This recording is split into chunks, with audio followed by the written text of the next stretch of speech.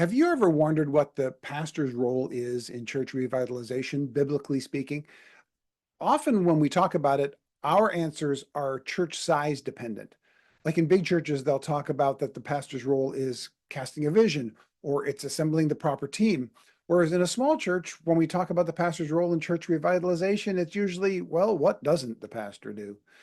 Hi, my name is Carl Vaders, and this is a segment that I call the Pastoral Prime Mandate from a longer talk that I do called How to Discover and Use What Your Church Does Well. If you want to discover what your church does well, you have to start with the leadership. You have to start with the pastor, and you have to start with what the Bible says about what the pastor's role is. It turns out that we understand the pastor's role from Ephesians chapter 4, verses 11 and 12. It's what we call the fivefold leadership gifts. And it's the only place in the New Testament where the pastors are given instructions about what their role as pastor is, along with apostles, prophets, evangelists, and teachers. And in that one spot where pastors are given our role is really very simple, but it's one that we often don't take as much into account as we should. And here's the role pastors are given in Ephesians chapter 4: to equip God's people for works of service. No, our primary role is not to cast vision. Our primary role is not to do all the ministry for everybody. Our primary role is to equip others to do the work of ministry. We are not the primary doers of ministry in our congregations. We are the primary equippers of people for the mission of the church, whether it's a stable church or whether it's a church that needs to be turned around. But if we're talking about a church that needs to be turned around, let's take a look at the usual way in which a church gets turned around. Now that we've established what I call the Pastoral Prime Mandate, let's take a look at the three essential elements for a healthy and effective church. They are the Great Commandment, the Great Commission, and now equipping God's people, or what I call the Pastoral Prime Mandate. Often when people show up at a church, when a pastor shows up at a church that's had a difficult season, they're not doing any of those three things right, and they have a very unhealthy and ineffective church.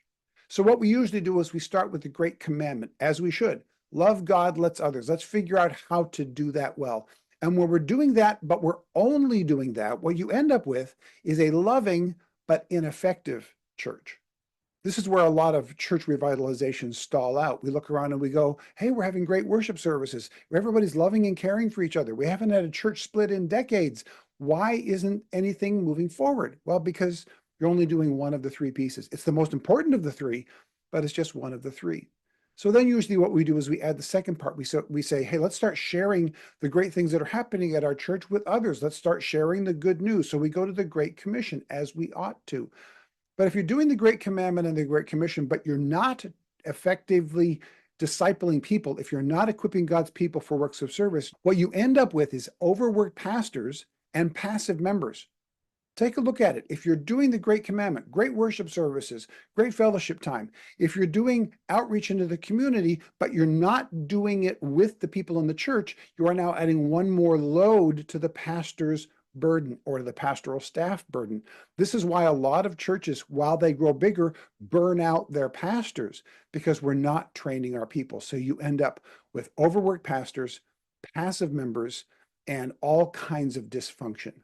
When we add the Pastoral Prime Mandate, when we start equipping God's people, then we have a healthy and effective church, because we're loving God, we're loving each other, we're reaching our neighborhood, and the burden and the joy for that is on everybody's shoulders. This is the pattern towards a healthy and effective church. There's a lot more details to it, of course, but this is the starting point where we all need to begin. For more information about this and other full-length talks that I can present at your conference, in a webinar, or in multi-day workshops, go to carlvaders.com/speaking. When you get there, you'll find a menu of all kinds of other talks that I can do and a contact form that you can get in touch with me through.